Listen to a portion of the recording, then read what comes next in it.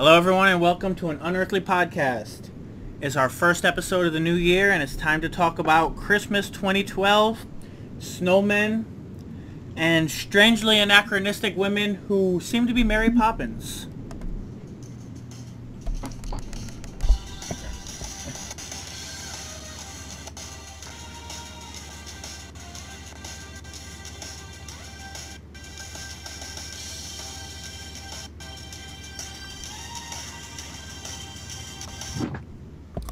Alright everyone, for those of you tuning in for the first time, An Unearthly Podcast is a Stars End production. It can be found at starsn.net, madmadinc.wordpress.com, and fantasy and sci-fi love and news and reviews. It's a Stars End production in association with Mad Inc. and Fireheart Inc. Today is actually a rather special occasion. We have two first-timers to Doctor Who, who would be General Lotz and MizzeeOH. Yay! And of course I'm also here with Ron-san and Mad Matt. Hello! Hi. Fireheart and Flynn were not able to make it today, and of course I am the man in black. Randy, would you like to take it away with the recap? Alright. Show began in about, 1840s, 1850s? Somewhere in there. 1842. 42, thank you. 42, yeah. You have a young boy building a snowman while other children are playing out there. His parents urge him to go play with the others, and he says he doesn't want to. They're silly. As he turns to leave to walk back to the house, the snowman says, "They're silly." And the boy turns around and stares at the snowman, as the snowman also says... He was kind of surprised that Gandalf was inside his snowman. Yes, it was the voice of Ian McKellen, yes. And basically, as the snowman continues to mention they're silly, and he would be better off without them, he says, "What do I have to do?" Cut 50 years into the future, where you see men scraping off snow from snowmen and putting them in jars labeled GI. The man, now played by Richard E. Grant, is of course the adult version of the boy we saw earlier. As he walks down a street alley, he's confronted by two people. A young lady and a veiled person who turns out to be the lizard woman we last saw halfway through season 6. The Victorian lizard detective and her companion, apparently now wife. They confront him kind of on what he's doing, and he's very elusive on the subject, comparing her to Sherlock Holmes, which was being written at the time. We cut to a young lady in a bar serving drinks. She steps out. She sees a snowman. She asks a passerby if he made it. He says no. Turns around. It's the doctor, looking very Victorian. She tries to engage him further in questions, and he answers to an extent, and then tries to leave. She follows him. He gets in a cab, a horse-drawn carriage, and takes off. She manages to catch him, lands on it, and he's not happy about this. So, he and his henchman, a Santaran who we last saw dead in that same episode in Season 6, are trying to get her to have her memory erased. The doctor apparently has a worm that can do this. I mention this because it is important to the episode later on. Oh, yeah. Mm-hmm. Follows a few minutes worth of comedy as Strax tries and fails to extract the worm without losing his own memory. Losing, I think, about 3 hours worth of his own memory. And then it turns out they can't, because now she knows that the snowmen who appeared and tried to hurt them, that she has to think them away to stop them. Apparently they are psychic and respond to thought. So the doctor drives off, leaves her with her memories, or he walks off, has Strax escort her back to where they found her, which she's not buying. So when Strax takes off with the carriage, she's already left it and follows the doctor. The doctor reaches a small area, I think in either a park or a cemetery, I couldn't tell which. Park, there was no headstones there. Okay. And pulls a ladder out of nowhere and climbs up into the sky. She, after a little bit of trying to regain the ladder, follows, and climbs up a long spiral staircase into the clouds. And there she sees a very familiar-looking blue box, which, after she wanders around a bit, the doctor pops out of it, and she hides and then flees. Later on, it's revealed that, in addition to being a barmaid, she's also apparently a governess to a rich man and his 2 kids. One of the girls is apparently having bad dreams about their previous governess, who was frozen in a pond for over a month the year previously and was very bad to them. Damn, I didn't save the I was frozen today clip. Why didn't I do that?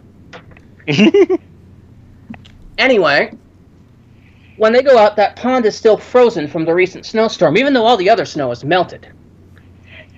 And she finds this odd, so she goes to tell the doctor, which winds where in the park yelling, "Doctor," where she's confronted by the young wife of the lizard lady, who takes them to their place.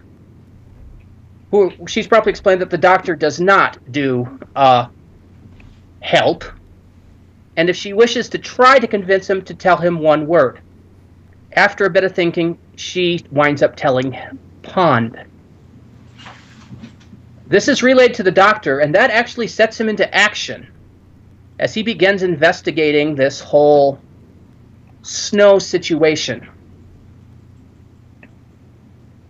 After a bit, he discovers that the man, the Richard E. Grant character, what was his name?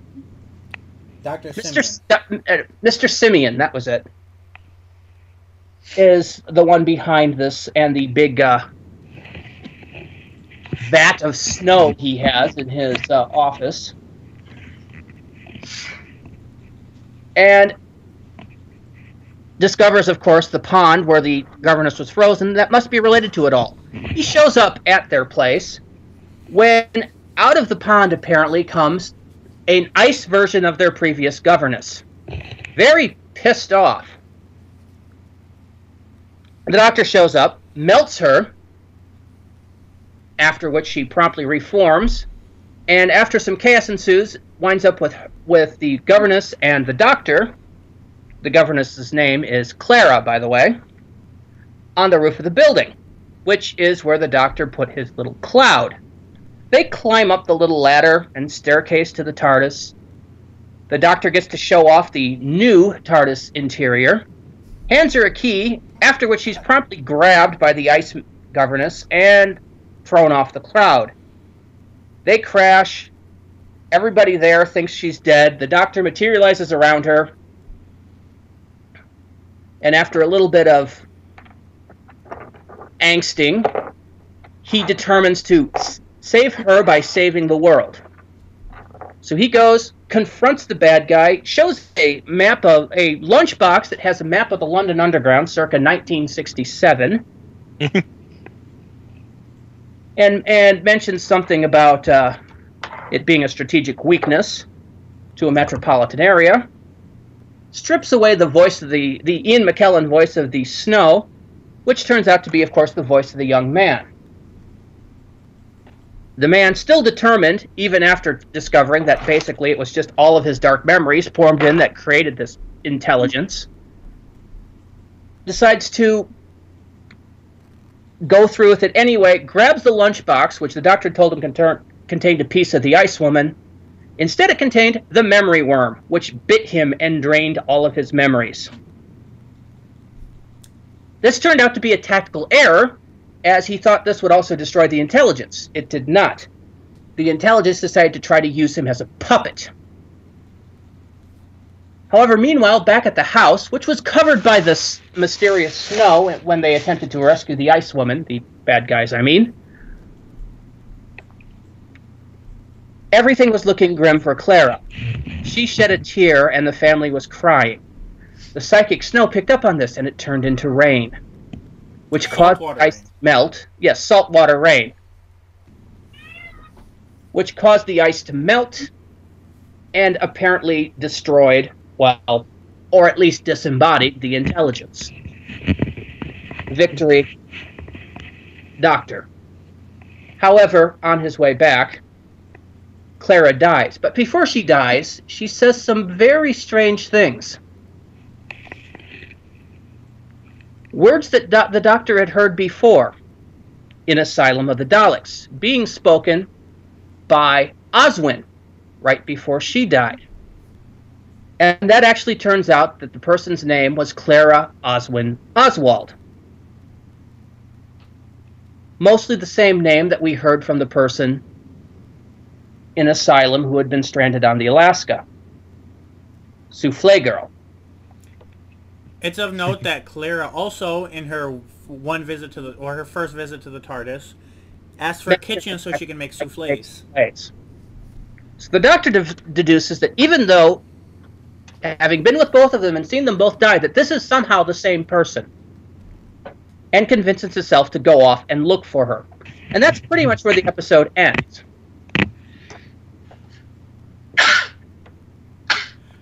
So this is, I think, the point where we give our opinions. Yeah, I actually had a few things I'd like to say, but since it's their first time, I'd probably rather turn to John and Opal and see what their first impression was. Well, we should probably preface this with the fact that I've never seen any Doctor Who before. John has watched a little bit of it. I watched the one with the 9th Doctor, if I'm not mistaken. So you're both very out of date. Go on. How to put this? We didn't like it. No, not in the slightest, unfortunately. It's not so much that we didn't know what was going on. Even though there were some things that kind of left us in the dark, like who the character was that Clara apparently was before. Some things just started off kind of abruptly. Who are some of these characters? It's just that the effects were bad, the humor wasn't funny, the story was whacked as fuck. And, well, the dialogue was not very good. Even if we did know everything that was going on, that wouldn't help much, unfortunately, because the story was snowmen. Snowmen. Evil, toothy snowmen that looked like crap. It had nothing to do with Christmas. They just shoehorned that in. It wasn't the Christmas special, it was the snow special. Not to mention the fact that, okay, if you have an enemy that is a snowman, what happens when it's summer? Okay, I'm just putting that out there. He explained that. The Doctor did mention that. That's why they needed that's why the snowmen were abandoned in favor of the human host. But they were still ice people. They still would have melted. Ice melts. And then, if he transmits it through snow, what about the tropics? That's my question. What about Australia? What about... What they mentioned was, it started with the snow, and then the whole point was to capture the human DNA so they could create humans. Which ultimately failed. Why couldn't you kill these things? How hard is that? I mean... And even then, it's just a lot of the stuff that took place made no sense. Why did this woman start following the Doctor in the first place? Why is she just obsessed with... I don't remember that from whatever season it was that I saw.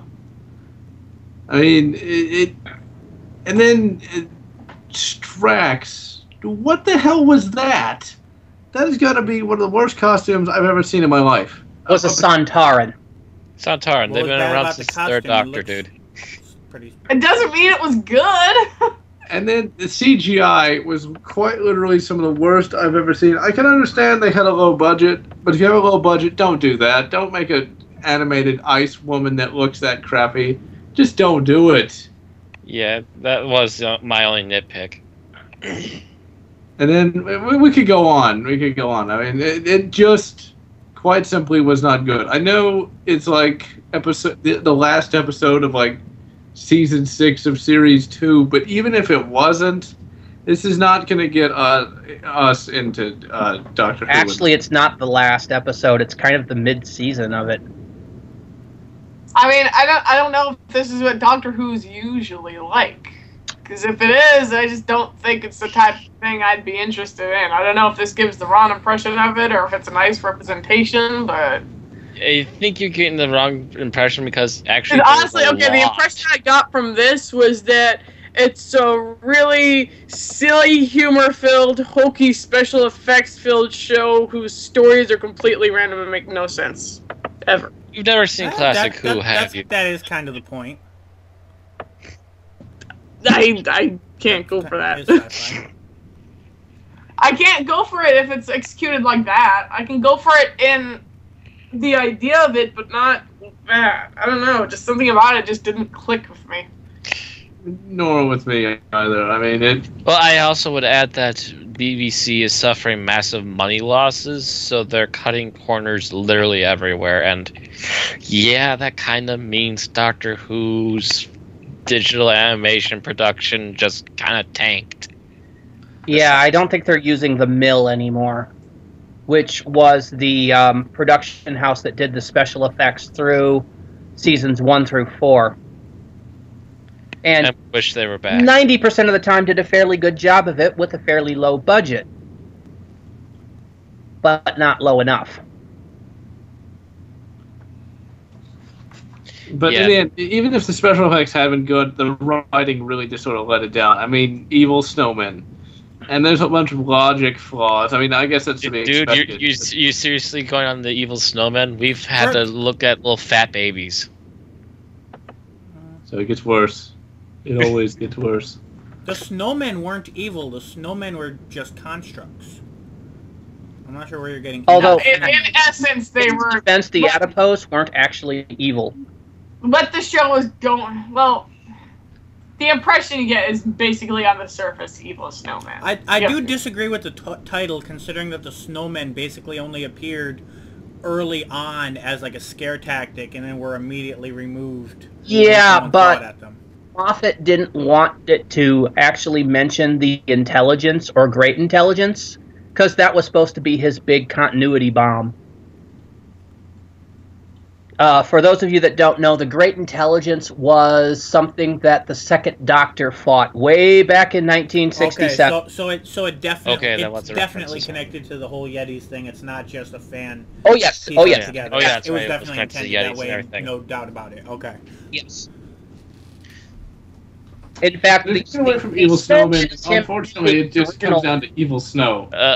One at a time. The snowman itself is basically him looking at the titles of the old Doctor Who serials and reading them wrong, because the first one that he fought it was the Abominable Snowman. Of course, referring to Yetis, but he just decided to go, "Hey, snowman, idea."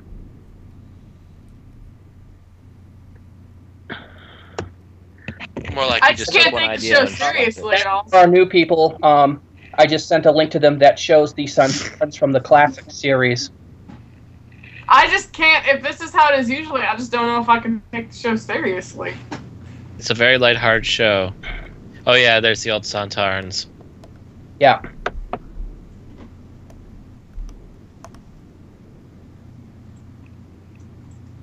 And I think the logic them back with the shoestring budget too. I think the biggest logic flaw has got to be the one-word answers. I mean, come on. The world is being attacked by evil snow. How hard is it to just... That I would definitely say was my biggest issue with this. That he so much would rely on random luck to get who's essentially supposed to be, you know, the world's greatest superhero to actually get off his ass just because a group of people stopped traveling with him. As a matter of fact, that's another thing kind of pissed me off. Why was he such a dick throughout the whole thing? And this is something I wanted to talk on, because this was something that annoyed the hell out of me. Basically, what you two don't know is in the last episode that we had, the Doctor lost his two companions, Amy and Rory. They were sent back in time, and due to crossing his own timeline, he could never go back and get them. And the fact that so much time travel and so many paradoxes had taken place in where they ended up, that if he tried to travel there, he would pretty much be blown out of the time-space continuum. It would possibly break the universe. Why? I still cry bullshit, but that's pretty much how they explained it. And as far as hand wavy explanations go, it kind of makes sense. If there's that many, that much. Saying why? If there's that much, that many paradoxes and that much time changing going on, a sentient, time machine that takes up, that is a very physical presence in the realm of time, is going to have trouble traveling through it, just like trying to send a plane through a hurricane. Planes don't do very well in hurricanes. That's basically, there's some bad guys that, quote, kill people, unquote, by sending them back in time and feeding off their potential life, their potential time energy. They were basically setting up a farm in 1930s New York. And so many people that were sent back in time basically started causing massive time problems, overlapping timelines, etc. Time being changed so much that if it was rewritten again, things would break. Not to mention, between the Doctor, the Daleks, and even the paradox that the Ponds created, there was so much other stuff going on in that same part, that same part of 1930s New York, that it was hazardous to go there in the first place. Yes. So because of all that, he couldn't go back and get them. So by the time he discovered this, they were already dead. So that's what supposedly led him to this emo state of him deciding to isolate himself from the rest of humanity, pretty much becoming what Gallifrey was in the original series. We just look upon the world, we don't interfere. It would have been nice if they explained that a little bit. Now, the thing is, this is a horrible episode to come in on, because it was just loaded. Because I think like, at least the impression I got was that this was, supposed to be a major starting off point, especially with new opening, new TARDIS, new companion. That's one of the reasons why I agreed to watch it for this, because I remember you telling me, it'll be perfect because you'll be new, and they're gearing it towards new people. And apparently it's not. If I may interject, it's not really a good jumping on. It's not really a good jumping on point, because there's so many long, deep references, and again, going as far back as the Second Doctor. That's about what I was about to say before I was interrupted, Matt. That this was so loaded with continuity, both from the previous two series and from the Second Doctor era, that anybody coming into this fresh is going to have a good chance of what the hell's going on here. I can see that, but I'm kind of seeing it as, I could be wrong, but I was kind of looking for, I'm looking at it as, unless you watched the trailer, most of us didn't really know what was going on with Vastra and Strax and everything, so continuity didn't help that. So really the main two continuity things are the Ponds being gone, and I would think that, at the very least, this is a stance that Flynn would take, that the emotional acting and such should pretty much explain as much as a brand new person would need to know, that he's in, an emotional state and needs to be shocked out of it. Obviously, the word pond would need to be explained to somebody, but that could potentially be overlooked. And then there's the Asylum of the Daleks callback, which, again, I would think is explained well enough that a brand new person, I think, should be able to understand that there's something, at least the gist of it. They should have added a little bit of flashback to that. They probably a little bit more, yes. They should have added something about the whole pond thing, because when she said that, that shocked me out of it. I was like, okay, what she mentioned a pond. What the hell? Amy's last name was Amy Pond. I really would have loved it if they had said that. Yeah, Moffat wrote this based on the assumption that you had seen at least the last half season. That's why Moffat is considered an idiot. Because in every other way, they're treating this as though it's an entirely different season. It's really, Moffat's not the best writer for this series. It's confounding because they really made a point of making it stand out, making it very separate, but at the same time, he turns around and writes the episode in such a way that if you treat it the way it's advertised, you're going to be lost. Makes me wonder if Moffat and the production and the executive producers are seeing things completely differently. It wouldn't be the first time. Possible. Yeah, it wouldn't be the first time. Look at the later Doctor Who's.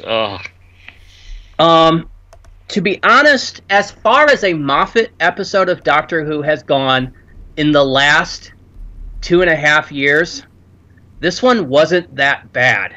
Oh yeah, this was in definitely an terms improvement of compared Moffat to. scripts, yeah. In terms of a Moffat script, yes. All right, I'm gonna And go. I am the first one to admit I like Stephen Moffat better when he was just a writer for the series, coming out with 1, maybe 2 episodes over the course of a series. Yeah, as a producer, he's overworked himself, and Yes. this is definitely one of his better ones for the last year. And it makes me really wonder if we had ever gotten Russell T Davies to just write 1 or 2 episodes a year instead of coming straight out and being the head writer, if Davies' episodes would have also not suffered as much. Possible. Right. Well, if you notice, I mean, I would say the ones that he put the most effort on, which would be the ones featuring the Daleks, I mostly enjoyed. Oh yeah, he put a lot of love and effort into bringing Daleks back. And that was the second least favorite episode for me this season. No, I'm saying series. I'm saying the Well, we're various talking about Davies Dalek episodes. So like the the 3 episodes in series 1, the 2 or so episodes in series 2, you know, so on and so forth from there. Since we're mentioning the writer, go ahead. You could almost see his manic. You could almost see behind to his manically writing in that first series when the Daleks showed up, because they literally got permission to use them at the last minute. Yeah, because Daleks could almost going to be a new thing. Write about Daleks. But then they became such an overused plot device for Davies. It was like, I'm out of ideas. I need to go back. I'll write another Dalek episode. I mean, seriously. Out of the 4 series finales and end of series episodes that he had, 3 of them involved Daleks. I didn't mind that. I quite liked the Daleks. I didn't, although I did think Journey's End was... The Dalek part of it was pretty much... Journey's End? Yeah. The Dalek part of it was pretty much out of nowhere. Since we're mentioning... I still don't even know what a Dalek is. Yeah, to avoid isolating the new people, since we're mentioning the writing and the script, what I think was the main draw to this episode, and what I think was its strongest point, and I know Opal mentioned the exact opposite earlier, I would say was the comedy of this episode. What do you guys think about that? Specifically, Strax, the Strax and the Doctor's interaction. Strax, love which I think Strax, was the main strong point. Interaction with the Doctor. I'm not as fond of Strax as Matt is, apparently. He had humorous moments, but it drew thin on me quick. Oh, I can also speak for mine and Aaron's experience. Sherlock Holmes, you are a potato. Oh, that bit, I loved that bit. Where he turns around and goes, and if I want the advice of a psychotic potato dwarf, I'm just like, okay, I love that line. I want that line on a t-shirt, please. Of course, I couldn't stop laughing because every time he opened his mouth, I pictured John saying it, and it fit so perfectly. Except, but no, the whole bit where he would be, you know, forceful and then turn around and say the sympathetic thing got on my nerves. Like about I was told that you may want grenades. No, not that part. No, for example, maybe she said help. This house is under attack. Remain still, human scum. And then he followed it up with something else or whatever. Or he was just got old. Got old. Oh no! After about 50 minutes. You were saying that was the strong point, where basically he was like he's trying to reassure them by threatening them, essentially by saying they're under attack. He's there to help them, but making it sound like he's there to attack and kill them. I found that to be annoying after 20 minutes. I enjoyed him all around, so.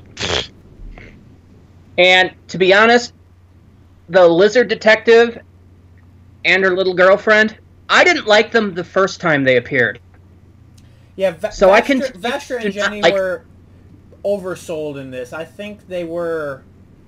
I don't know if it was too many main characters to the point where they tried to build Vastra up as being, you know, a main character, but she didn't really have much to do other than to be a secretary for the Doctor. And She was not needed. I definitely and she also got her chance to be a Commander Worf and got tossed across the room. And they stole one of her jokes.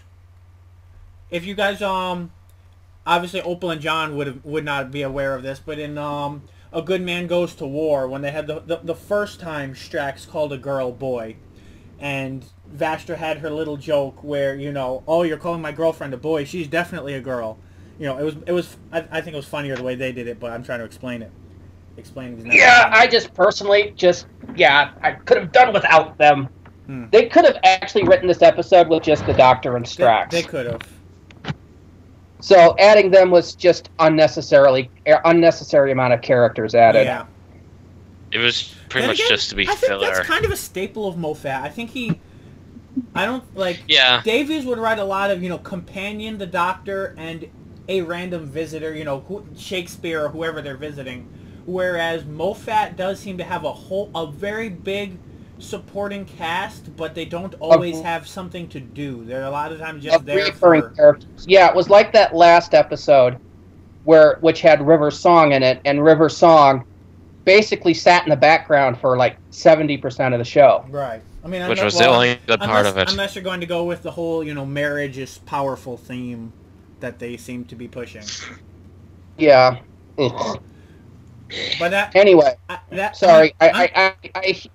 talked about River Song. I have to wash the taste out of my mouth. I am kind of wondering with the way that this episode went if we have seen the last of River Song.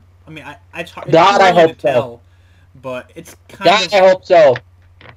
I can only pray. Because I am kind of the fact that. Meanwhile, John and Opal have not a clue what we're on about. Right. Well, anyway, the fact that they had to have another companion who decides to kiss and flirt with the Doctor.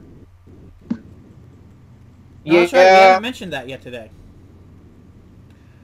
Would anyone like to go on a rant about that? The Clara thing, I must admit, I'm curious where Moffat's going with it, but it has so much potential to piss me off. It does, not funny. See, that's why I walked away from this episode with very mixed feelings, because I love the comedy. I love the way Clara as a character, most of it. But the fact that she really seems to just be a rehash of the same archetype that brought us Captain Jack and River Song. And Jack was great.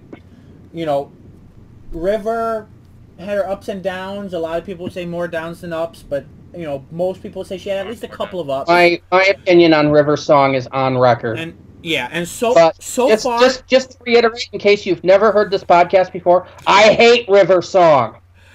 Clara has the upside bonus of, well, I would say she's cuter than Jack, but the girls might disagree.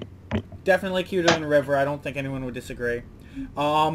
She's witty. She's not a Time Lord, ergo we can forgive her for a few things. We don't know she's not a Time Lord because apparently she can die over and over again. And that's where you really start to think, okay, how are they going to drag this character through the dirt and make us hate her? Or are they going to let a good thing be and let us enjoy her? The thing is, also, I should mention that this is not the first time we see a person die and a copy of them come back as the same actor. May I add that the servant woman from the second episode when the series first restarted also later became a main character for Torchwood. Yeah, and they actually addressed that. Yes, they do address that, but that's a little different because they're not going with the whole, same character, same, like even, well, I forget who I spoke with this. I'm trying to remember who damn it, I spoke with somebody about this, but basically the fact that Clara is essentially acting like a modern person who just happened to live in the Victorian age versus in any way, like she obviously knew how to act Victorian because she did when she was being Mary Poppins, but other than that, she pretty much acted like a person plucked from the modern day and stuck there, essentially, which is one of the reasons why I'm really thinking, she's some sort of time traveler, at the very least. Even that doesn't answer the questions, Bill. I mean, she died in Asylum of the Daleks. Twice. No, she died in Asylum of the Daleks, Matt. I mean, well, He died again well, in this episode. I mean, that's if I might that's what I'm interject saying this at the moment. very least. Okay, go ahead. Okay, her dying in this episode at least didn't seem consistent with the series in general, just because if he can travel through time, couldn't he, like, go to the far future where there's a cure for falling from a great height? I mean, seriously, that should have been handled for falling from a great height. There can't be a cure for having your insides liquefied by force. You can't go back and fix that, no matter how much technology you have. And they tried that because they did mention that they were using highly advanced technology with no. I don't think they ever mentioned where it came from, but they were she died and they brought her back, but not long enough. But she wasn't able to stay back. It couldn't heal her enough. If that technology was probably Strax's, Bill. If you remember, it's the 6th season episode with him. He was actually a nurse. Yeah. He was a nurse. Before he died, came back to life and got his memory. For John and Opal, I'll explain. Centaurans are a warrior clone race, as is mentioned in the episode. For losing a battle, Strax was punished and forced to become a nurse, which is essentially the greatest dishonor for their species. In which he gained breast implants, which allowed him to lactate, and medical technology. You didn't really need to add that bit, Bill. True, but that was a major part of... That's qualifying under TMI. Well, he can produce magnificent amounts of lactic fluid, so apparently it's important to him. You have the memory for the very quick bits of the series.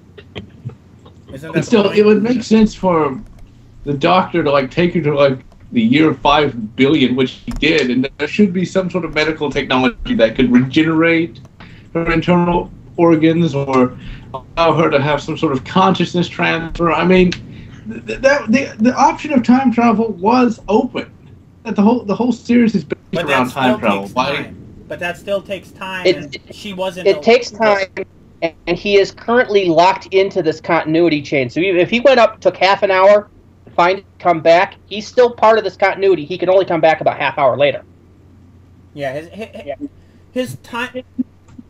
The TARDIS isn't exactly a to the second time travel device, which do exist in this universe, but they're very rare and very unstable. It's basically TARDIS is also not reliable. Right. For example, the 11th Hour, which is definitely a superior introduction for new fans than this. Yes, it is. But that's still that's an example of twice he left saying he would come back in 5 minutes. The first time he came back 12 years later. Is that correct? Mm-hmm. And the second time was a year later, right? A year or two, yeah. Yeah, so you don't have very fine control of the TARDIS, except in very rare circumstances. Or more to the point, the TARDIS has a mind of her own. Yeah. Mm-hmm. I see. She has admitted to it. It's about as reliable to get... Basically, it's about as reliable to get where you want, when you want, as a Millennium Falcon.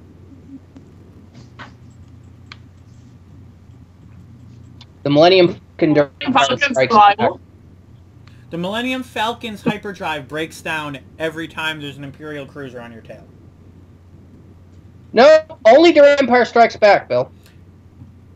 Worked fine in Jedi, worked fine in Star Wars. Never worked until the last 10 minutes in Empire. Because they didn't have R2 there. But we're not talking Star Wars.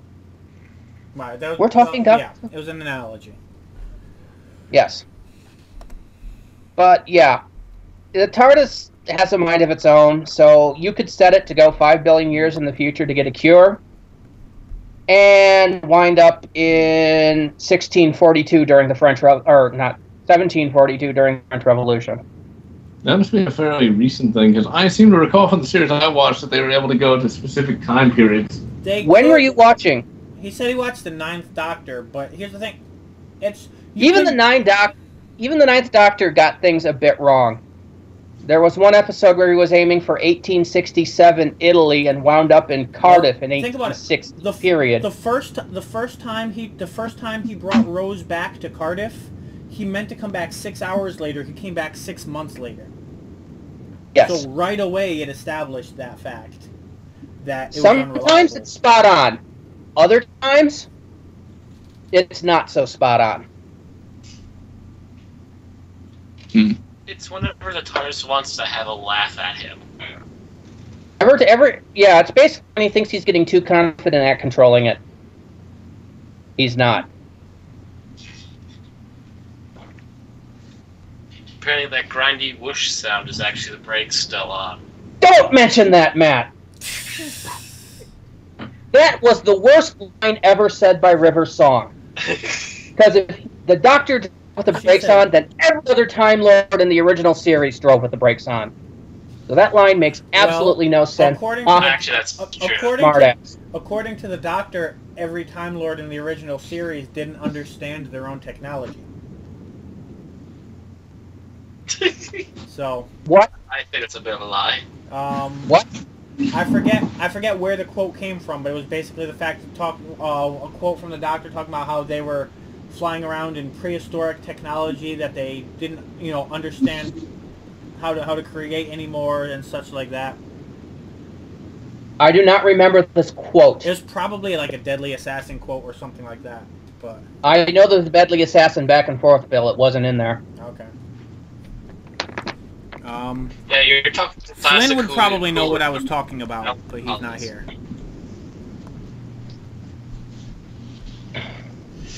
You're talking to the two remaining people who have seen a lot of Classic Who. I don't remember this line.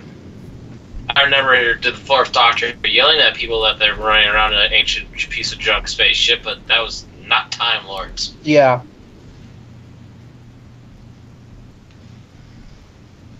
Anyway. The point is... Oh, actually, do we have a point? Where were we? Trailed we off. had been talking about Claire. We had been talking about Claire. Oh, and then John was mentioning, he was mentioning Clara's death. So it's still kind of on the topic of Clara. I was going to say something, and then I forgot what it was when we discussed that point. I was kind of discussing the fact that where Clara's strengths lie and where bad writing could ruin her. Yes. Yeah, I perfectly agree with you there, Bill. Yeah. My opinion on Clara right now is... Oh, that's right, and I've been responding to Matt's point about Gwen. And right. No, more specifically, I was responding to the idea of her being a time traveler or what. And I definitely think there's more to it, which is why I think it's either a Jack or a River Song scenario or something in between. But at the very least, I mean, let's say bare basic minimum.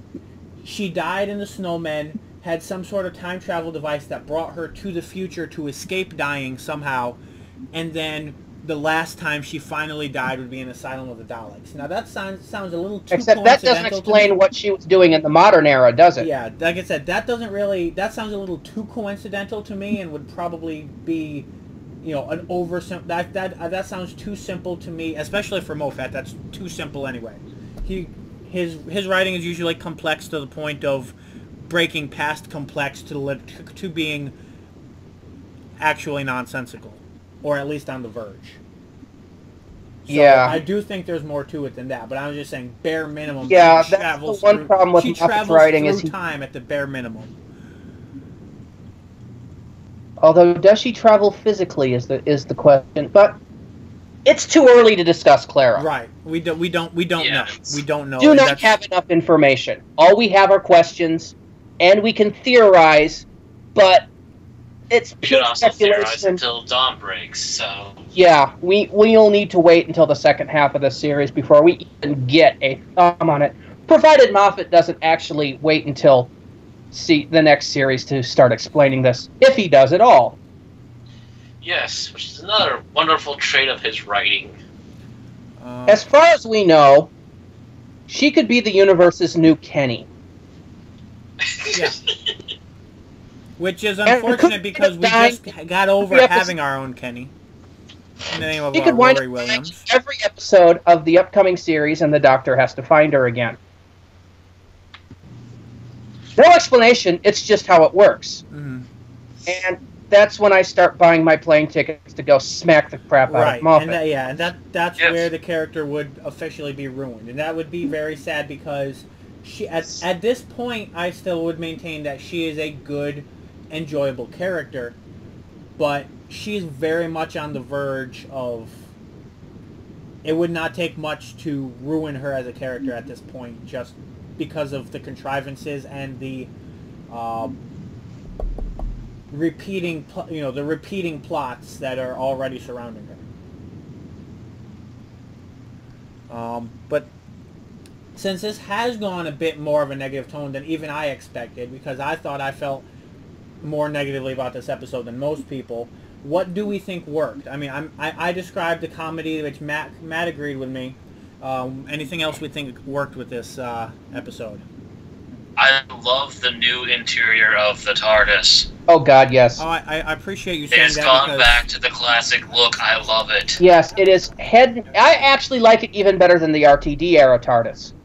Damn it. It is such a harken back to the classic Doctor Who TARDIS. Sure, they still have the column that goes all the way to the ceiling. I can live with that.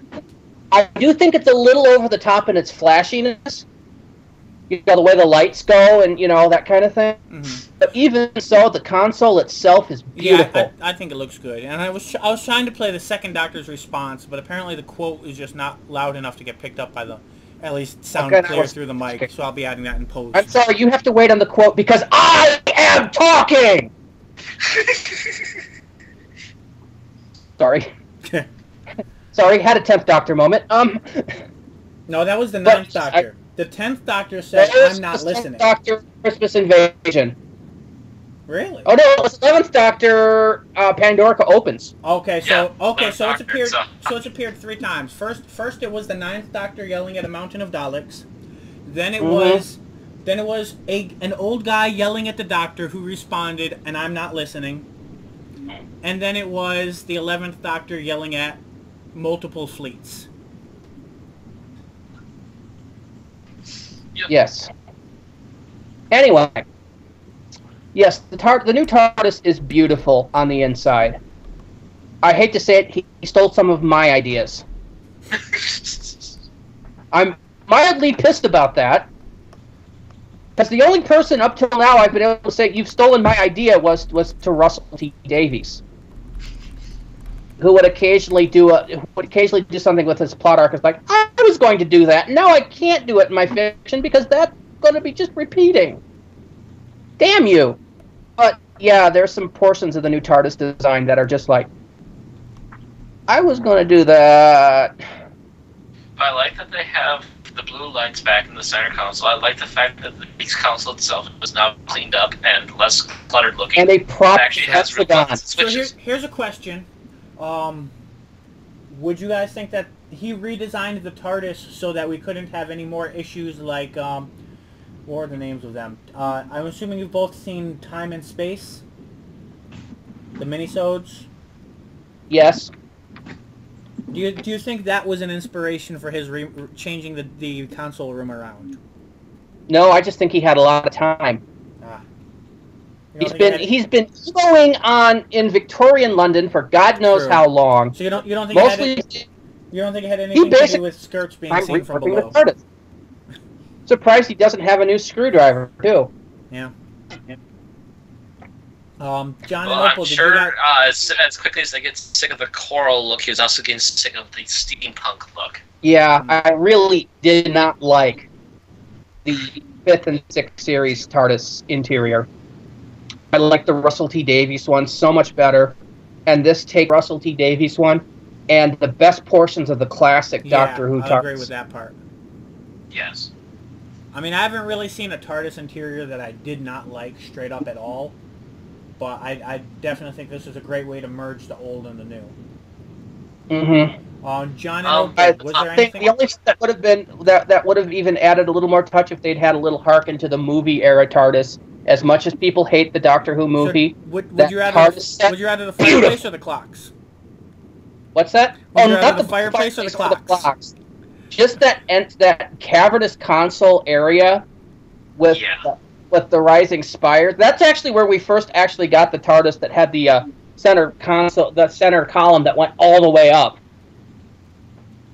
Was we first saw that in the movie. So I guess even there's part of that as a throwback. John and Opal, was there anything about this episode you would say you felt worked? I know you mentioned some of the things you didn't like. What would you say would be the best or at least bad part to you? That is really hard. Really hard to say. Yeah. You can say that Clara was cute. Opal's not going to murder you in your sleep. No, I would even agree that she was cute, but I mean that wasn't really enough to save the show itself. No, I mean I guess she was a decently strong female protagonist, but that's nothing really special anymore. Not only that, but she was the only cute chick in the show. There was no other one. You don't think Jenny was alright? I mean, I wouldn't. Who? Jenny? I don't know. The other human girl? That's the lizard lady's companion. White. Nah, I honestly didn't think she was that. I thought she was a bit plain, to be honest. Yeah, well, I'm just saying, because she was saying like no other female was like even remotely. I don't know. I don't know. She wasn't ugly, but I agree that she was just sort of meh. Then again, she was one of the two characters that were just sort of there. Yeah. She really didn't have enough screen time to really be worth being there. I'll definitely agree with that looking at it. Yeah.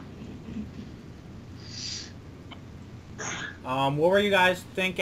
So this being your first introduction to the Doctor, now, so let's say, ignoring the first half where he's essentially the jackass part of the 5-year-old personality of this incarnation of the Doctor, from the point where he shows up with the puppet on. What would you guys say is you would feel your first impression of the character, of the Doctor? Yeah, I'm sorry, but I thought the puppet part was the stupidest fucking thing. Oh my god.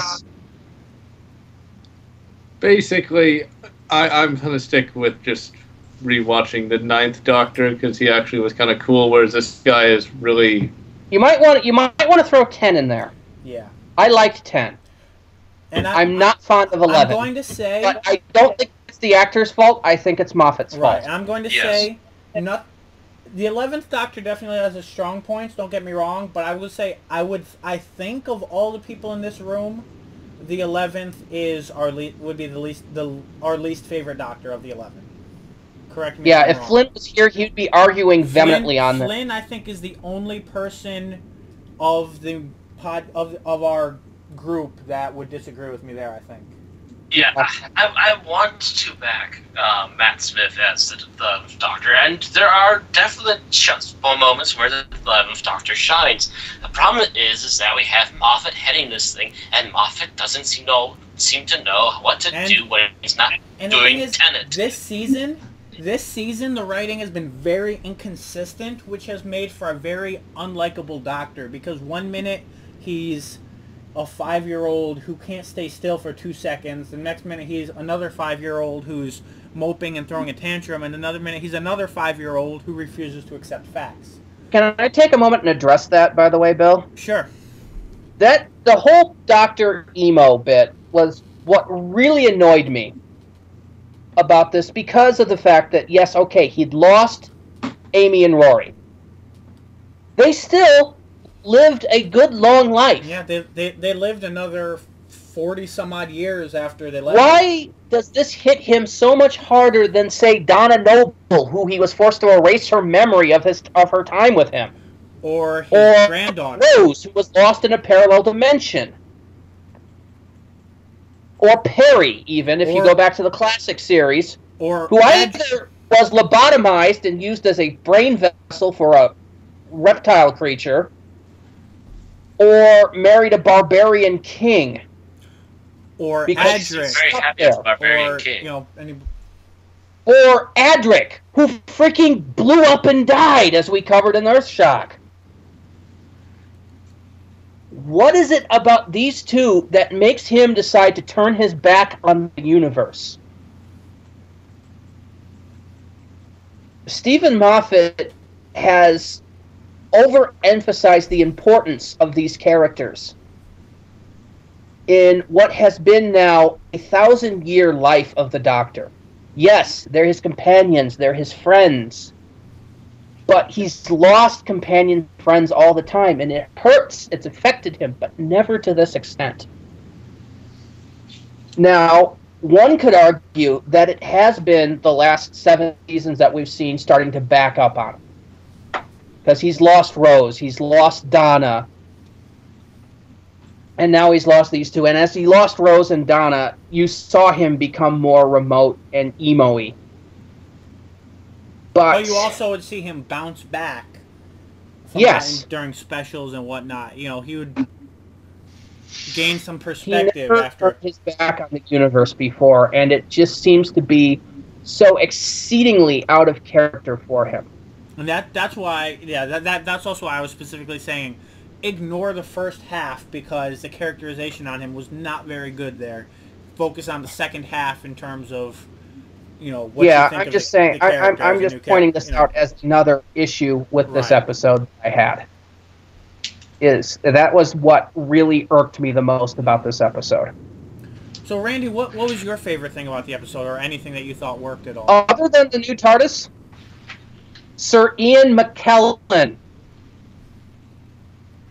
When I realized that he was voicing the voice of the Snow, i.e. the Great Intelligence, I'm just like, what? Oh yeah, I quite Is that enjoyed that myself. Gandalf here? Yeah, I'm sitting there going, oh my god, that's England Gandalf. in time. That was literally my response. And of course, now that they've had Ian McKellen in the show, Christopher Lee has to be sitting back and going, okay, I need to get in this now. He really does. Especially since it's twofold now. Because I got an idea. has had two rivals as an actor. I got an idea. When he was Christopher Lee reprises Randy Dracula finish. for Doctor Who. Let me finish, Matt. Back when he was acting in the 50s, 60s, and 70s, Christopher Lee's rival was Peter Cushing, who in the 60s played the Doctor in the movies. And now his current rival is Ian McKellen. Mind you, it's a friendly rivalry. It's just, how many geek things can I be appearing in? And so now both of them have appeared in Doctor Who. Well, technically McKellen voiced in Doctor Who. Same difference. So, he has to figure out a way to get in here. And who wouldn't want to see Christopher Lee in Doctor Who? Anyone?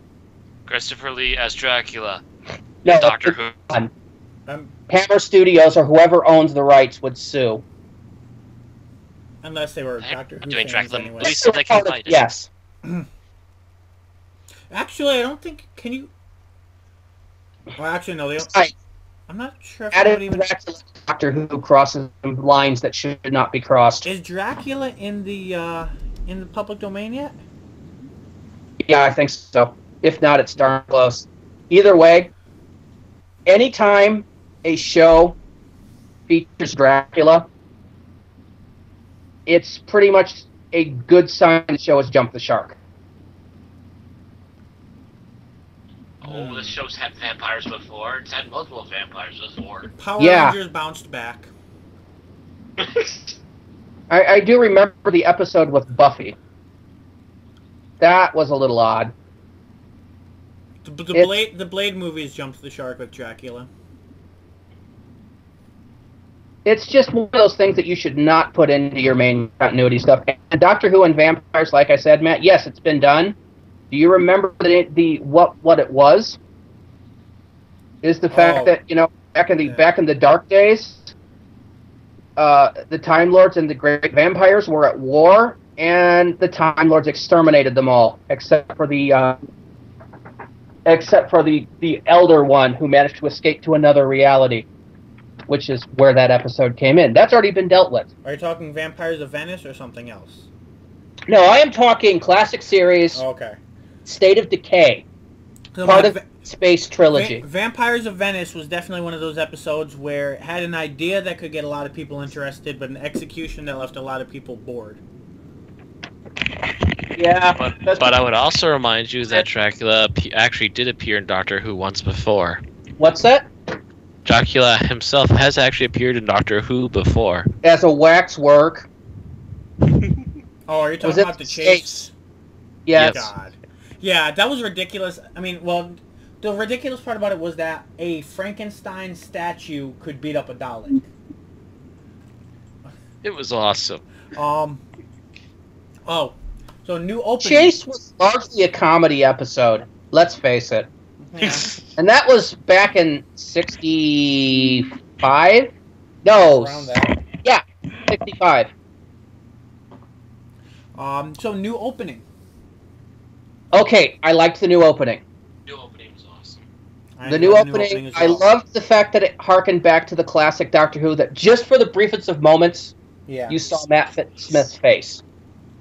I mean, I do miss the wormhole thing, but at the same time, it's not essential, and I don't necessarily mind, The mind wormhole it being thing, gone.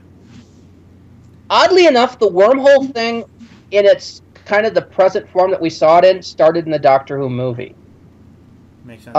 There was the time tunnel back from the Fourth Doctor era, Mm-hmm. but it was not in its that weird form that we saw in the 9th and 10th Doctor openings. That was closer to what we saw in the Doctor Who movie. Except done much better looking, Better, I think. yeah. And then we got to the Moffat opening for the stuff, and I have never liked that opening, no matter how much they tried to alter it. The whole traveling through the thunderstormy cloud thing, no. Was a bad opening. And they've replaced it. And I watched that opening. I've watched it 6 times now, by the way. And I thought, this is better. I can look at this opening and think Doctor Who. I also like the fact that they got rid of the DW TARDIS-shaped things. That Doctor Who logo thing they'd been using since... Oh, the one they've been using for series 5 and 6? And the first half of 7? Notice that was not in the opening credits. The DW in the shape of the TARDIS was not there, and I would definitely say I thought the RTD opening was better than the early MoFat one anyway. Yes, it was. I hated that opening. And they're still using the 5 and 6 song. I really think they need to tone that down a little.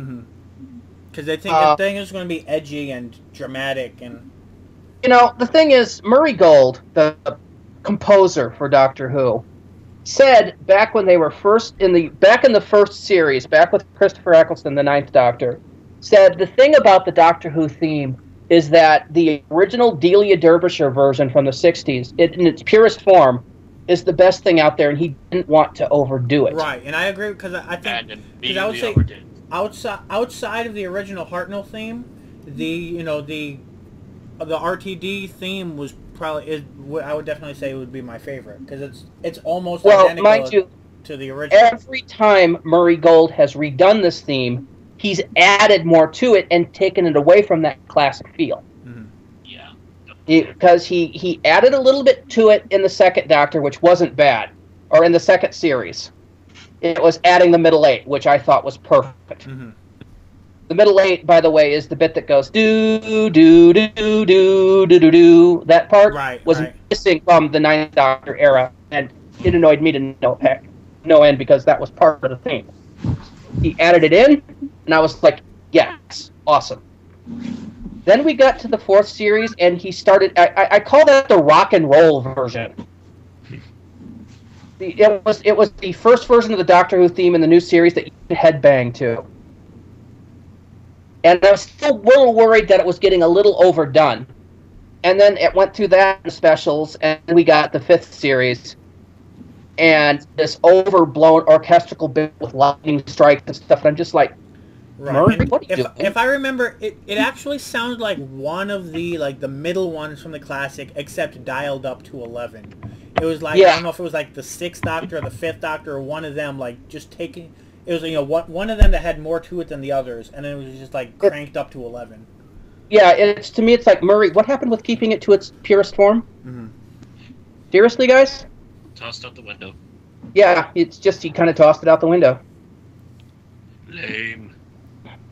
I still say, oh god, what was their name? I forget what their name is, but they did an alternate opening for when Doctor Who first came back. Orbital, yeah.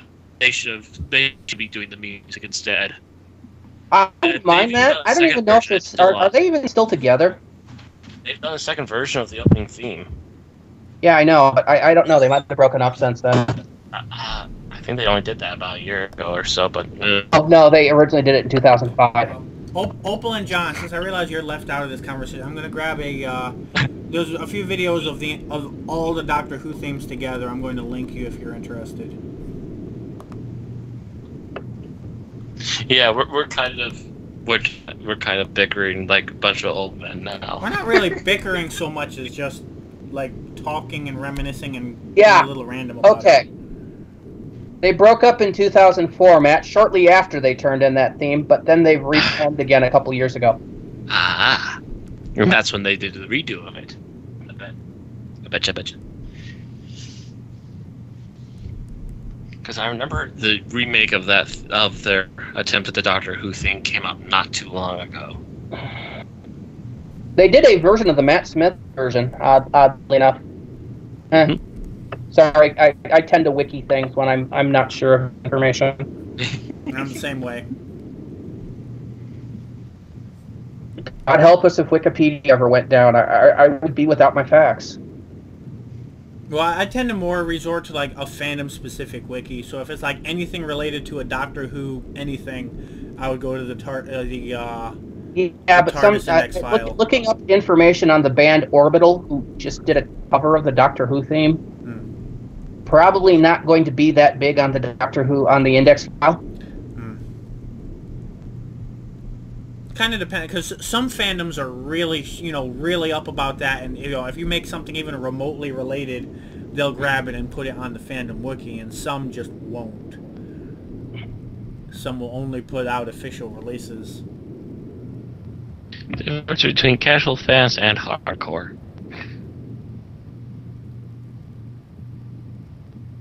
Anyway, where were we? Anything we want to do before final thoughts on the episode?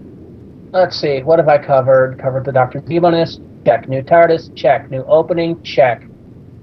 Another thing I actually liked, and you could take this or leave it if you not, was Richard E. Grant. Oh yes. He played Mr. Simeon, the bad guy. I think Matt Smith overpowered him enough that he was a largely forgettable villain to me. So the thing is, you know the history of the man? Richard E. Grant has played the Doctor twice in unofficial things. Okay, well, yeah, okay. I see, having him in definitely be good, but I'm just saying in terms of the way the character was written and the story, he basically he didn't have enough to do to leave a lasting impression on me. Well, at least a strong one anyway. That's kind of the characters he's been playing of late, as these cold, calculating characters.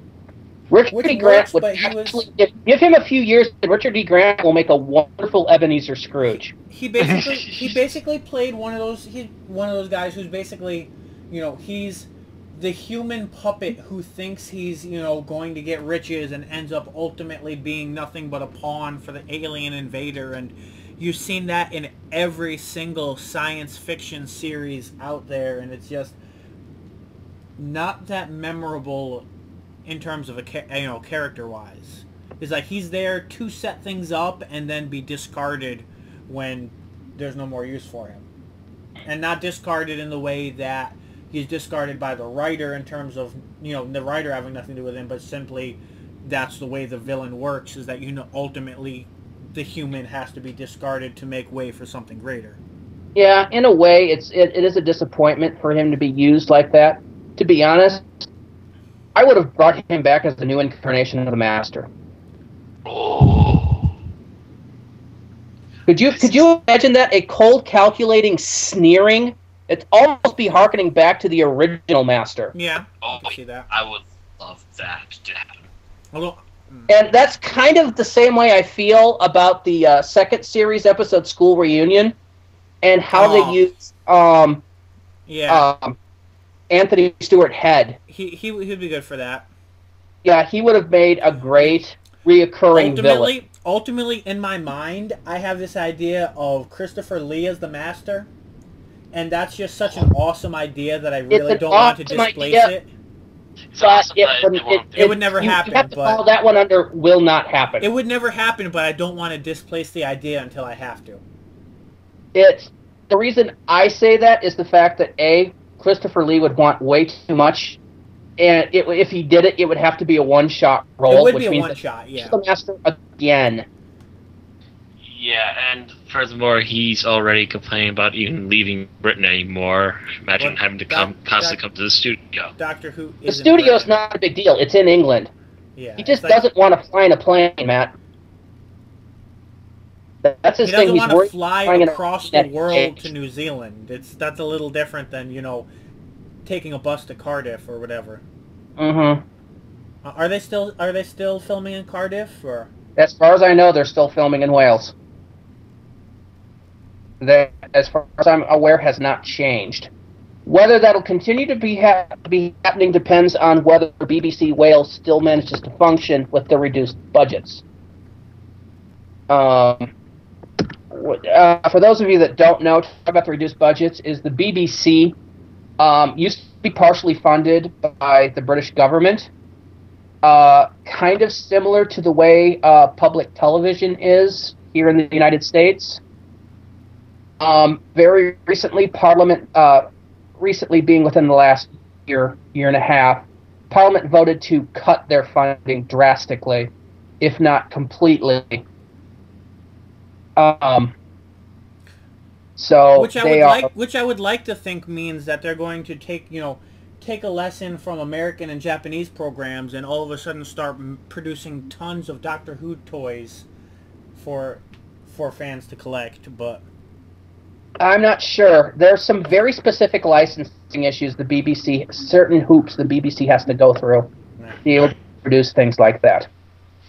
Just because they're government related and whatever? Or? Yes, because they're considered a functional part of the government. Mm-hmm. I am wondering if the BBC is being worked to be privatized, which means how Doctor Who airs will change, because that means that they will become a commercial station like our CBS, NBC, or in England like ITV or Dave. And that will change. That would change a lot of things with how Doctor Who is produced. Mm-hmm.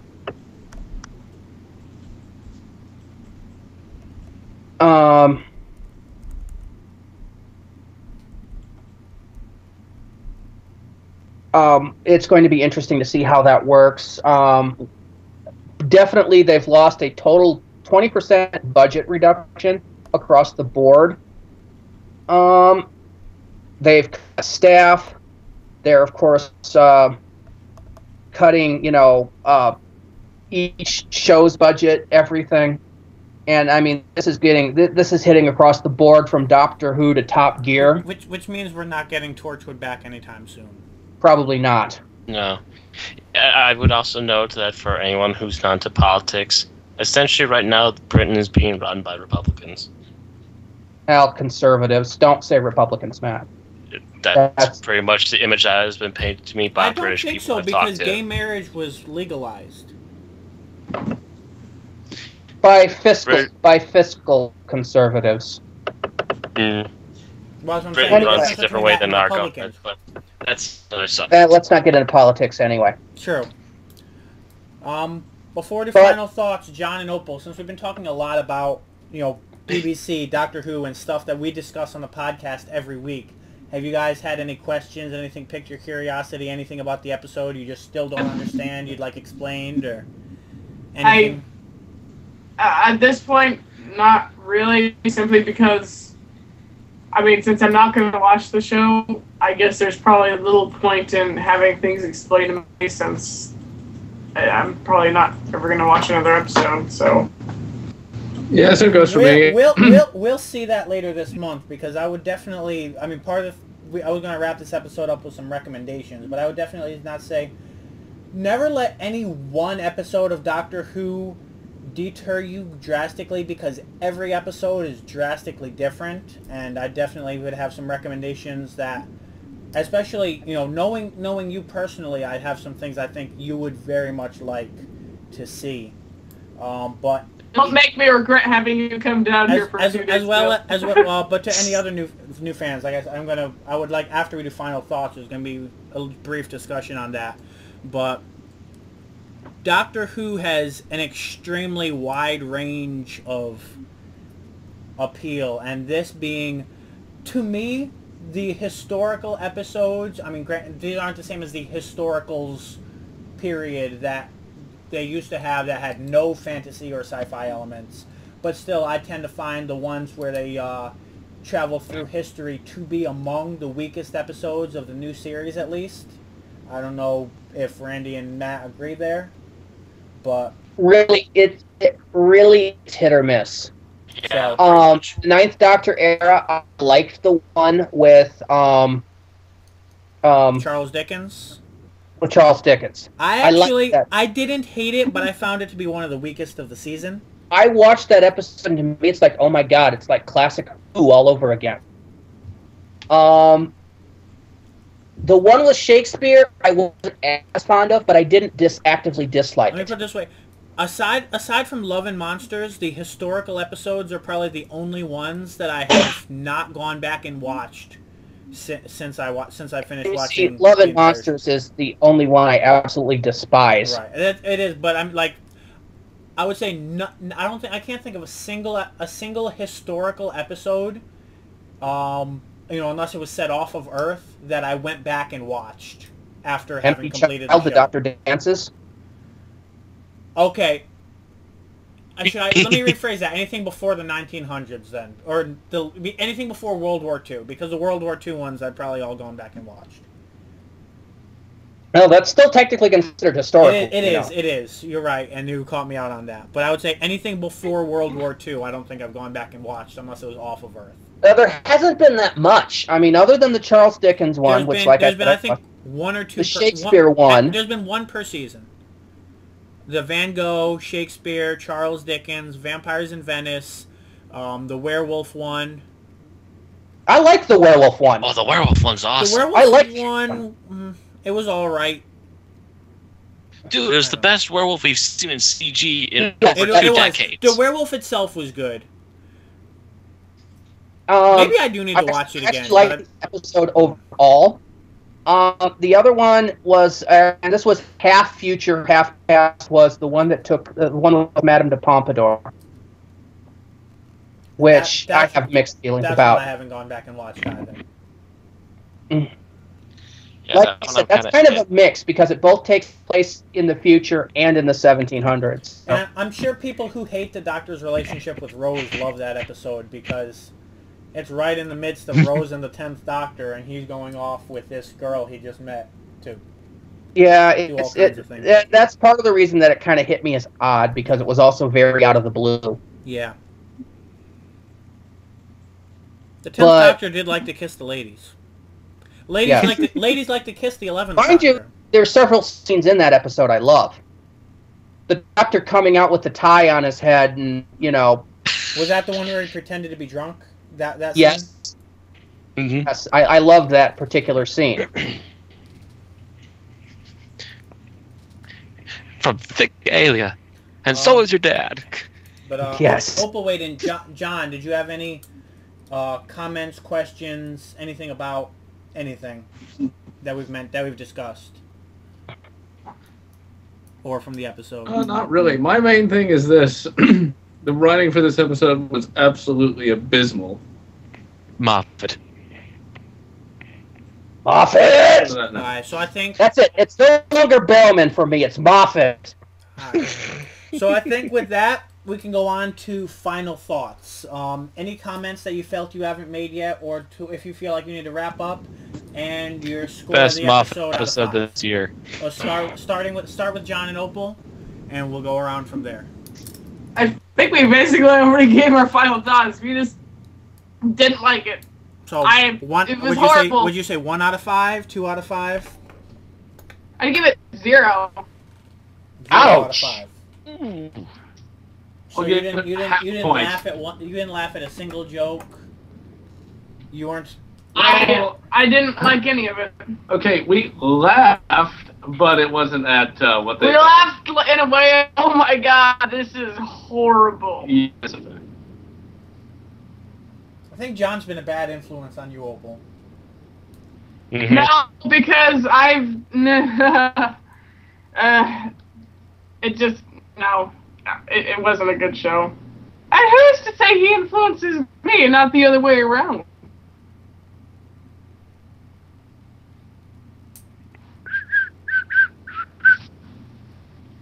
Because I don't know John's taste before I met him. So,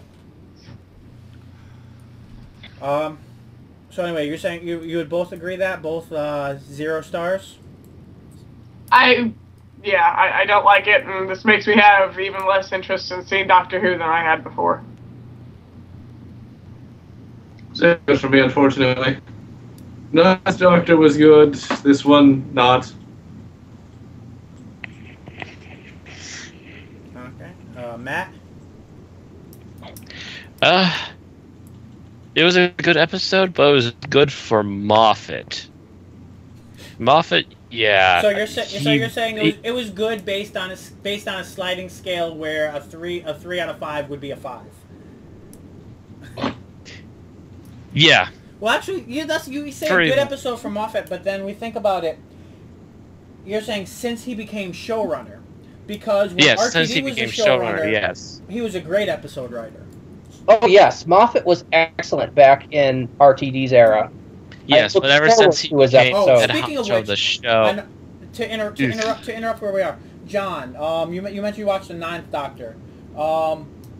The Empty Child, the episode with the children and the gas masks and everything. You remember that one? Vaguely. You know, Same then again, you're not right. a horror fan, but so what was your opinion on that? Because that was the same writer for perspective. That was the same writer 5 years ago. 6 years ago. Basically, I can only remember the kids in the gas mask. I don't remember anything about the writing. Yeah. I ain't Captain Jack. You don't remember Captain Jack? I recognize the name, but that's it. He became one of the main characters at the end of the season. No, he actually was an on and off main character Yeah, throughout on and off. RTD's era. I'm like, he didn't really become a huge main thing until Utopia. Well, I mean, he was there for the rest of the 9th Doctor season. He was there, but he was basically a supporting person. doing better than Mickey. Yeah, this is true. Mickey really got hit his stride in the following season. Yeah. All right, Randy, what's your final thoughts? Well, like Matt, this is a good episode for Moffat, which is not saying much. It's better than Asylum of the Daleks, which, as you know, I really disliked. It's better than, what was the last one? Angels Take Manhattan, which you really loved, didn't you? What? I said, which you really loved, right? Right. Loved as in despised? Yeah. That was worse than this. And we've lost Matt, but yeah. Yeah, it's worse. This is better than Angels Take Manhattan. I'm sorry. There was nothing, even the CGI snowmen were not as bad as giant evil Statue of Liberty walking around 1930s New York. I'm sorry. That was still the low point of this season for me. I can't argue with that. But A Town Called Mercy beats this out hands down. Yes. That's still the high point of the season. Yeah, that is still the high point of this series. I'm going to go probably same as you and Matt. Probably 3 or so out of 5. I mean, it had its strong points where it was enjoyable.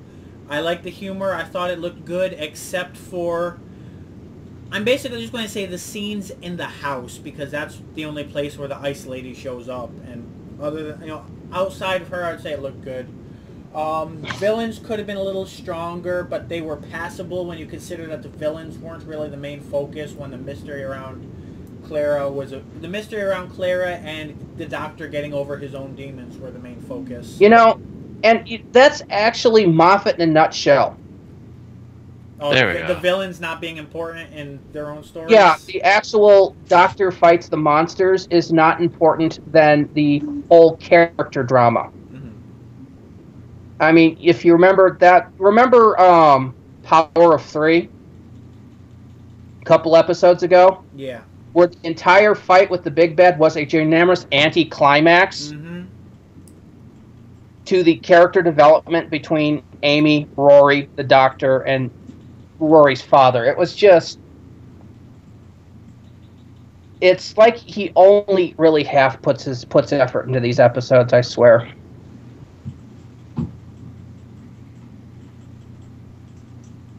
In short, Moffat's overworked, overtired. I really think he needs to step down and just become a staff writer. Or one really or the does. Other, or stop writing episodes and focus on looking over people's shoulders and giving them outlines and such. Correct. If you recall correctly, and I do, during the classic era, if you were the head writer, you didn't write episodes. You edited other people's episodes. And made them fit better. Yes. We've had some great episodes by other people. I mean, we have freaking Neil Gaiman writing episodes. Oh, yes. And his episodes have been excellent. We have so another far. one coming from him this season. The Cybermen. I can't wait. Neil Gaiman is a man that knows his Doctor Who. He's an Englishman. Sure, he lives in America. He actually lives not far from here. But still, he knows. He remembers the classics. He knows his Who, new and old, and he doesn't mind showing it. And yes, I hear he needs to have his episodes edited. That's fine. That's the head writer's job. He should not be trying to write every single major episode. He needs to take a step back, and if he can't not write episodes, he needs to let somebody else become head writer. Mm-hmm. Because, yeah, the amount of episodes he has to crank out a year is obviously cramping his writing style. And the fact that he's doing Doctor Who and Sherlock Holmes now equals, oh my god. Yeah. Yes, episodes are going. From what I hear from Sherlock fans, he's recycling. I mean, I've been complaining today about plots being recycled from past seasons. From what I hear, a lot of his major plot points in recent Who are recycled from Sherlock. In terms of the season, the as far as the character climaxes and whatever, not necessarily obviously the monsters and such, but. So again, basically, he's writing Sherlock Holmes as Doctor Who. Only instead of being a Time Lord, he's a private detective. The monsters are not important. It's all about the characters. And matter of fact, he's recycling so hard, he's actually made the Doctor into Sherlock Holmes for a couple minutes. Badly, yes. And for somebody that should have known Sherlock Holmes, that was annoying because the fact that yes, Matt Smith came in with a Deerstalker cap. The Deerstalker was not part of Sherlock Holmes until the 1920s. So that was pure and anachronistic. So while he could still do that and claim to be Sherlock Holmes, people would not have recognized him as Sherlock Holmes. Well, he announced himself to be Sherlock Holmes. They asked who he was, and they were like, "Wait, that's a fictional character." No, he didn't say that. It's like, remember, it was him in there and his butler, assistant, whatever. And who is it? And he's like, "Sir, it's Sherlock Holmes. Right, but I Wasn't thought he was basically like, he claims to be Sherlock Holmes. Nope. He said it's Sherlock Holmes, as in recognition. I still interpret that as this is how the guy introduced himself when he came in, and that's how the person who let him in is relaying that information. I just found it to be an anachronism. That's all I'm saying. It was just one of those things that made me twitch slightly. Because I know way too much about Sherlock Holmes, goddammit. Alright, now, final thoughts aside, since this is kind of a, the Snowmen itself wasn't so good for new viewers, but since this is an Unearthly Podcast episode with new viewers, let's briefly touch on that. I know we're not going to spend a full episode's worth of time talking about it, which we could, but as for recommendations for new viewers, for someone like Opal, who has a touch of horror and atmosphere interest, you've seen an episode you didn't like here, I would definitely say either watch The Empty Child before you completely write off the series. And for anybody who really wants to get into the character and the premise of the show, The 11th Hour is also a great starting on point. If not the best starting on point that I can think of. You even said yourself, though, that all episodes are very similar in atmosphere to this one. No, I said the way you described it is definitely a reason a lot of people like the show. I just can't believe that the atmosphere would vary that terribly much from this. So watch The Empty Child, and then make your final decision. Our good new series horror. If you want to see Victorian horror done right from the classic era, Doctor Who: The Talons of Wang Chiang. It's a Tom Baker episode from 1977, I want to think, from Robert Holmes era, and that man knew his horror. I still probably won't watch either. Watch Blink. It doesn't even have the Doctor in the episode that much. We'll see. And it's Tennant's Doctor, which I still say is infinitely superior to Matt Smith's. Yeah. As for Bill's recommendation of starting with the 11th Hour, the 11th Hour for me was the beginning of the 11th Doctor. It was the high note of the 11th Doctor, and other than the occasional episode not written by Moffat, it all went downhill from there. Mm-hmm. So really, that's like saying, let's just watch the descent into mediocrity. Well, if you're going to watch it linearly from there, yes, but I'd like to look at it. It's a great way to... It's a better introduction to the show than Rose, in my opinion. And yeah, you know where I would start? If I was going to introduce somebody, New Earth. New Earth, yes. Beginning of the second series, David Tennant. You're dealing with the beginning of Tennant other than the Christmas If you're going invasion. to do that, I would say watch the whole trilogy, which I would say is still a midpoint in terms of strength. I would still... But I mean, if you're going to do that, I would start with, what was the first one? End of the World or something like that? Then New Earth, and then Gridlock as a trilogy. Which is it's spread out over 3 seasons. It's like the second or third episode each of 3 seasons. Yes, but then you're watching it non-continuity. If I was saying if you were going to start watching it in order, I would start with New Earth. Because it's a good pickup point. Yeah. It's better than Rose, which I'll admit has its issues. Mm-hmm. It's a good pickup point because there's not much continuity other than the fact that there's this person that recognizes the Doctor in Rose, and that being the trampoline bitch. And the face of Bo. And the face of Bo. Oh, yeah. But both of those you can get away with not really knowing what's going on. They do explain enough in that episode. Yes, they explain enough that you know what's going on, and you can just continue from there. That means you're talking out of your... Those are better episodes, I think. New Earth is still written by Russell T, which is, again, Russell T had the same problems Moffat had in the fact that he was a head writer writing a crap load of episodes in a year, so the quality does suffer slightly. But he didn't suffer in quality as much as Moffat had. No, he did not slide this far down. Didn't Davies write mostly Love and Russell Monsters? T's- What's that? I thought Davies wrote Love and Monsters.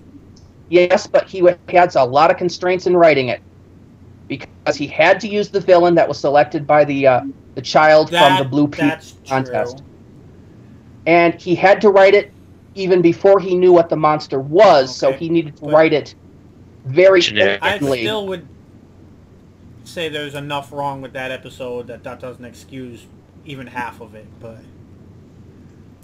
I'm not saying that you should watch it based on that. I'm just saying that there's a lot of things that were hampering him when writing it. Mm-hmm. It is why they have never done another Blue Peter writing contest that entered the main continuity again. They've done like little webisodes using monsters selected by Blue Peter, but not ever. Well, it was even disappointing because the kid you mentioned, the monster's supposed to be the size of a bus. Yeah, whatever. It's nice and all, but it's not even the right it was size. a bad concept. John and Opal, I don't know if you know, Blue Peter is a children's show in England. Yeah, I had no idea. Neither did I. I actually didn't either. But Yeah, Blue Peter it's been... do you guys remember like Captain Kangaroo or that kind of stuff back from the 80s and 90s? You know, the children's show that actually had hosts? I vaguely remember a Captain Kangaroo, but It was, what I mean is that you actually had, Blue Peter is it's kind of like a children's variety show in a way, where they will bring on certain guests. is it really terrible that the closest thing I can think of that I would know would be like Pee-wee Herman show? Or whatever the hell it was called, Pee-wee's Playhouse? In a way, though not as eclectic as Pee-wee's Playhouse. I liked Pee-wee's Playhouse. It was kind of like if you do like a lot of things that make me think you need to be on acid to enjoy them. So, but really, Blue Peter is aimed at primary school children, which would translate to our elementary school. So they're really aiming at that age bracket for Blue Peter. So Think if SpongeBob SquarePants had his own variety show. only not as annoying. Yeah. So when you have a contest there where you have them create a Doctor Who monster, and it would be selected by them and would appear in an episode of Doctor Who, you can't expect much. And I still say there had to be better suggestions than the Absorbaloff. God. Again, we're supposed to be the size of a Speaking bus, of which- and cool to have Doctor Who giant monsters. Speaking of which, if that's really intended to, play out the fantasies of a child who wrote an episode, why all the sexual stuff in that episode? Because it was Russell T. Davies writing it? It's like, especially the really terrible ending. The yes. epilogue. Yes. God, fuck.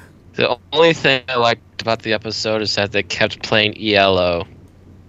I like the concept of seeing somebody else viewing the Doctor's life through a narrative diary. But if I only think it it was would've been an actually interesting character doing that. True. But again, The only good thing about him is that we've he gone liked on ELO. about an episode that John and Opal haven't seen, and actually, They really One I- never should.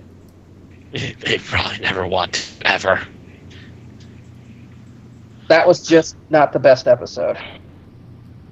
But most, barring that one, most of the Tennant era Doctor I like. Even the specials when he's a bit more emo. There was there was good acting. There was some good writing. I will admit, Russell T tends to use a bit of the Deus Ex Machina reset button answer for his series finales. But that's it. Other than that, I liked most of his stuff. So I never stopped watching. When I was watching that, I always wanted to see more, and I sometimes have a hard time justifying going back for more with Moffat in charge.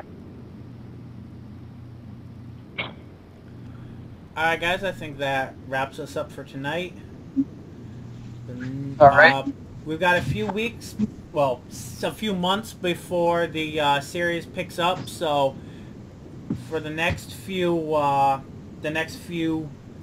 podcast episodes, we're going to be going back in time and taking a look at a bit of the Doctor's history and maybe a few other points of interest. So, until next time, guys, this has been an Unearthly Podcast.